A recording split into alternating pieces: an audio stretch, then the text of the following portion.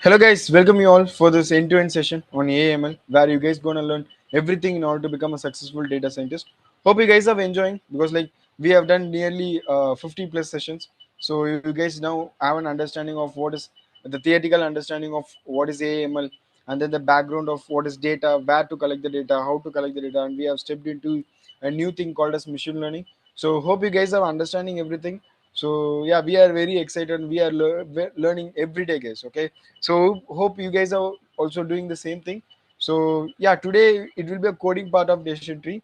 So before going for this session, guys, again a humble request from our side, just make sure that you guys watch all the previous session videos so that you can have a better understanding of what we are talking. Okay, so today we're going to see, as I mentioned before, we're going to see the coding part of decision tree.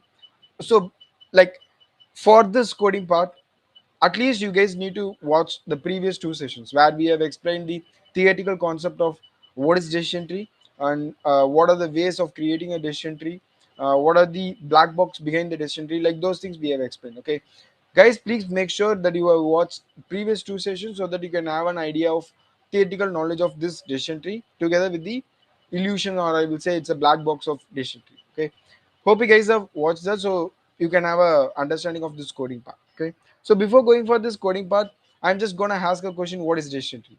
Okay, so let me know, guys. Guess, just put in the comment section what is decision tree. Okay, I hope like now you most of you guys know what is decision tree. Whenever decision tree comes to your mind, what is coming to your mind? Whenever the question is decision tree, what comes to your mind? Just ping in the comments. Okay, let's see how many of them doing a great job. Okay, like they are watching a video with full focus. Okay, yeah. So what is decision tree? It is like a tree structure where we will be having root node and followed by some branch nodes, and then we will be having something called as a sub branches, and then we will be having the leaf, and we will be finalizing everything. Okay, so guys, so without wasting any time, just dump into today's session, which is a coding part of decision tree. Okay, guys, I hope like you guys have a understanding of that is theoretical and black box understanding of decision tree. If you guys doesn't have, please make sure that you watch the previous two sessions where we will be explaining the theory and the black box of this decision tree. Okay, so without wasting any time, let us do the coding part of decision tree. Okay, so decision tree, guys, before that, this environment is a collab environment. If you guys need to have a knowledge of it, just watch our Python session where we have introduced you this collab environment, how to create it, how to upload the data, how to work on it, everything we have just uh, done there. Okay, end to end giving of knowledge about this collab. Okay, now let us start the coding part of decision tree. Okay, first of all, I'm going to import the necessary libraries. Okay, this is a major thing that we need to do for any machine learning algorithm. Pandas is used to perform some data frame related operations. Dataset, I'm going to use the iris dataset. This is a flower dataset based on the length of leaves and petals. I will say petals and sepals. It's going to predict what is the specimen of the flower, like whether it is a setosa, virginica, and vesicle. It is like a flower name based on four different features like setosa, like sepal and sepal with and petal with. It's gonna classify whether the plant belongs to setosa, virginica, or vesicle. They are the name of the plant.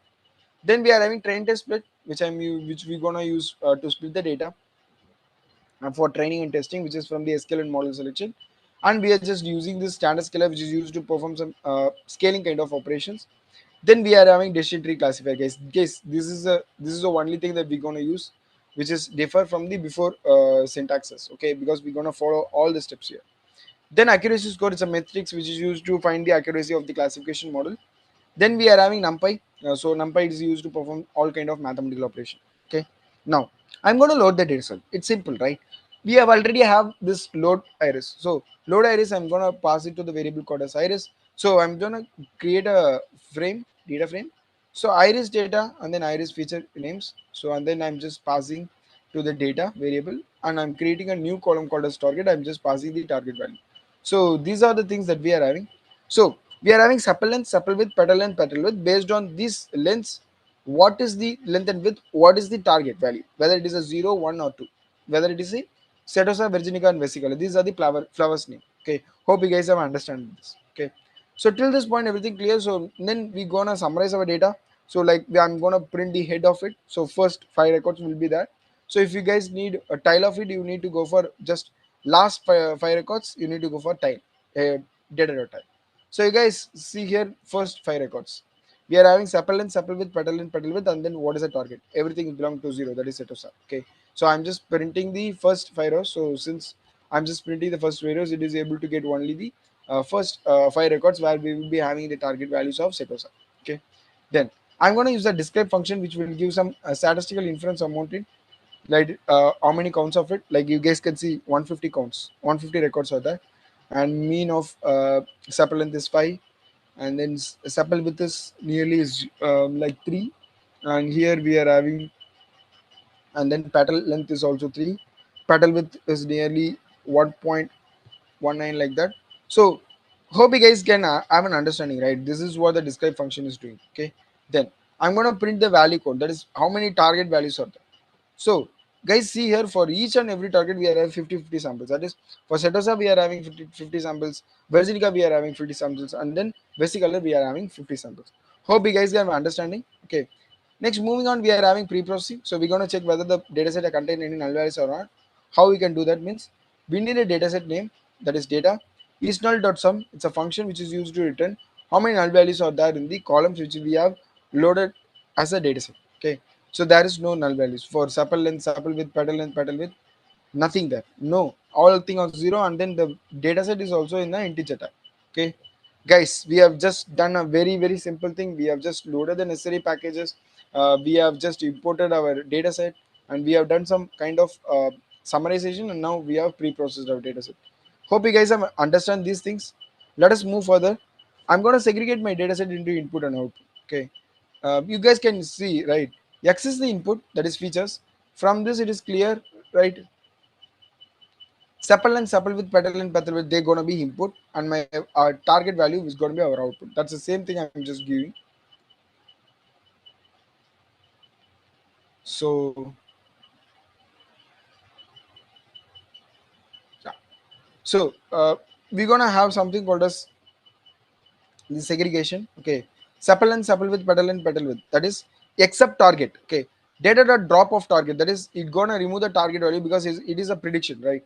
I'm gonna remove that, and I'm gonna have everything as a x, that is input, and y is only target value. Okay, x will have 4 values, you guys can see here, right? Sepal and sepal with petal and petal, whereas y is having only target values, that is 0, 1 or 2. Okay, that's it. Okay, now moving on, you guys can see the shape. Okay, 150 comma 4, 150. So we are having 150 records of 4 features. Here, since it is a y, there is no features. Okay, we're going to add the features in the future of this code. Okay, now we're going to do the scaling. Okay, I'm just importing the standard scaler, and then I'm just fitting our x, that is input.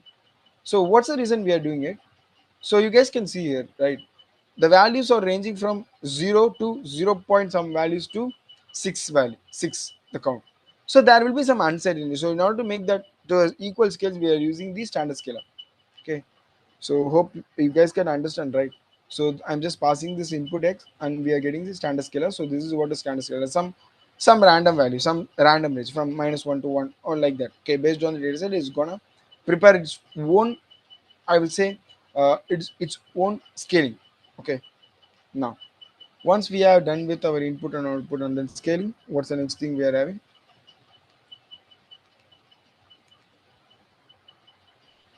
Yeah. Once we have done with scaling, you guys can see again there is a shape of 150, and there is no change in the feature. Okay. So this is how we can able to verify whether we are doing a thing properly or not. Next, I'm going to split up my data set, that is from train and test, by using a train test splitter from the sklearn module, and I'm just passing the input, that is its scale, and my output is y, and then the test size is 0.2. That is, for testing I'm using only 20%, and then for training I'm using the 80%. Random state is 42. So whenever you guys got run this code for you, you will also gonna get the same output. Okay, so that is what all about getting the dataset into training and testing data. Then we're gonna just specify the shape of it. Okay, you guys can see for training it is nearly like 120, for testing it is like 30. Okay, so this is how I'm just splitting the dataset into train test split. Okay, next I'm gonna load my decision tree classifier model. I'm just specifying to the variable called as model.fit, which is used to fit, that is used to perform the training of it. Okay, so x factor, like x training, which is the data for training. Y training is a data for training, but it is a target training data. Okay, like that I'm just giving to it, and then I'm just asking it to like train it. Once it is trained, we're gonna calculate the accuracy by using this predict function, and then I'm just passing the x text. Okay, that means we have trained our model by using fit function. Predict is used to predict the output, like we are having 1 0 2 1 1, so like that. Okay, wherever there is 0, that is called as a setosa. Wherever there is 1, that is virginica, and wherever there is 2, it is vesicle. Okay, hope you guys can understand till this point. Okay, very simple. We have loaded our model, we have trained our model, and then we are going for a prediction. Okay, that's it. Very simple. Okay, now I'm gonna pass accuracy. Okay, I'm gonna set what is the metrics of it. You guys can see I'm just passing the accuracy and this X test, sorry, Y test, which is the data which is present in the data set itself.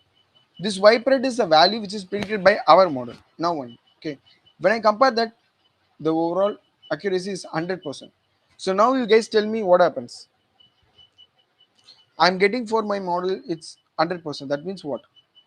Okay, I'm gonna explain. Okay, so when the percentage is 100, then your model get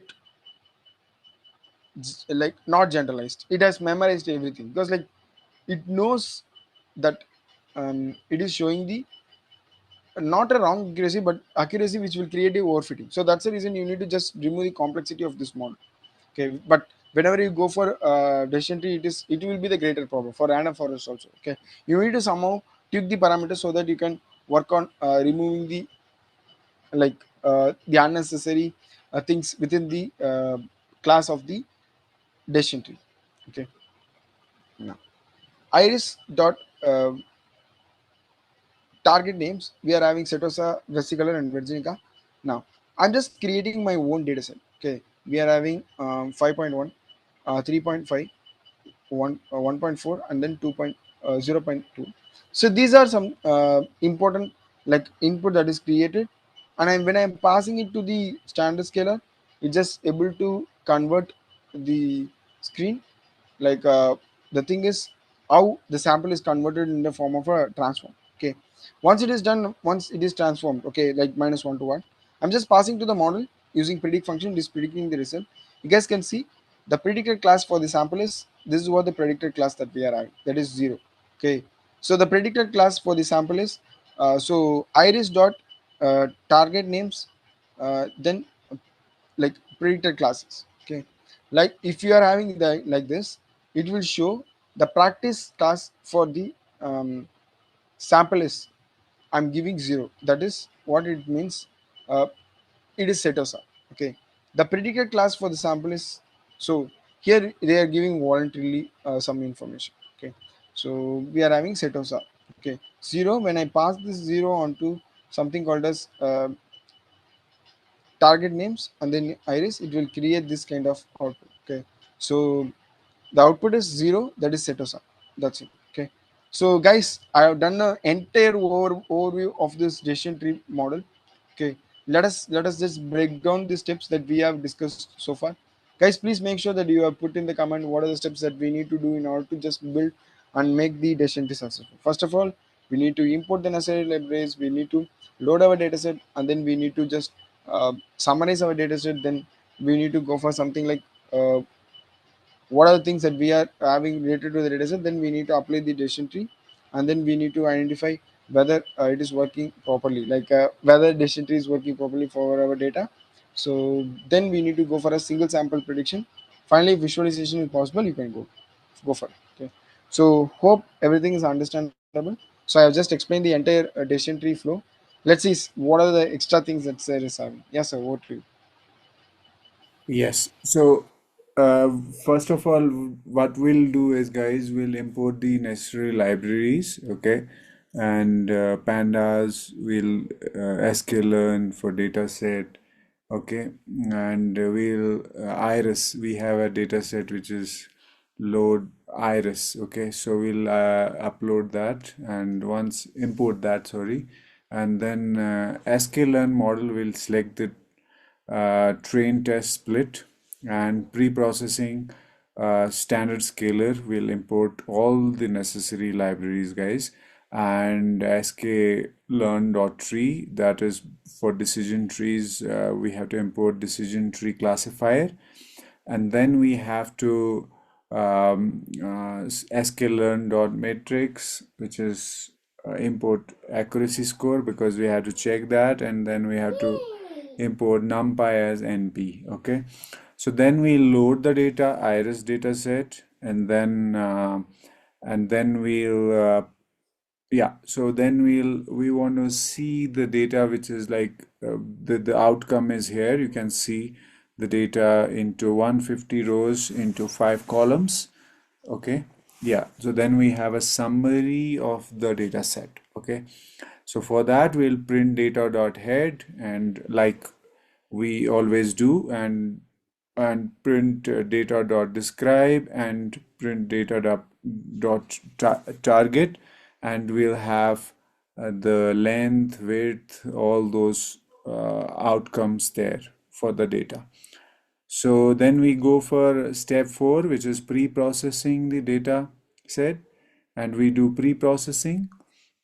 We'll check the null values, and then we will get the output according to that. So we'll print data dot is null bracket dot sum bracket, so we get the output of null values. Then we segregate the data into input and output. For that, y equal to data dot drop target axis equal to 1, which is the features. Y equal to data target, which is the target variable. Okay, so we'll get sepal length, sepal width, petal length, petal width. So this is how it will look like, because we have to define x, like x equal to data dot drop target axis 1. Okay, y variable, which is target variable. Okay, so you will get this output. Yes. So for any data you will have, according to data you will get the output. Okay, so again 150 rows into 4 columns, you will have the data of sepal length, petal length, yeah, sepal length, sepal width, petal length, and petal width. Okay, so then we go, yeah, can we go down? Yeah. So target already defined, 150 into 1 column, data type integer 64. So this is the target value output, and then we'll see the shape x and y shape, which is 154 150. Okay, so this is the output, and then we are performing feature scaling.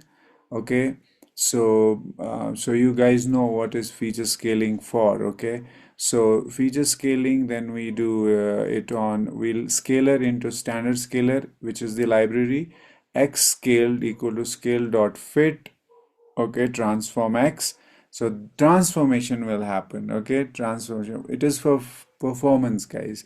Feature scaling is always to perform, model should perform well. Okay, so this is the output for x scaled. Okay, let's move to the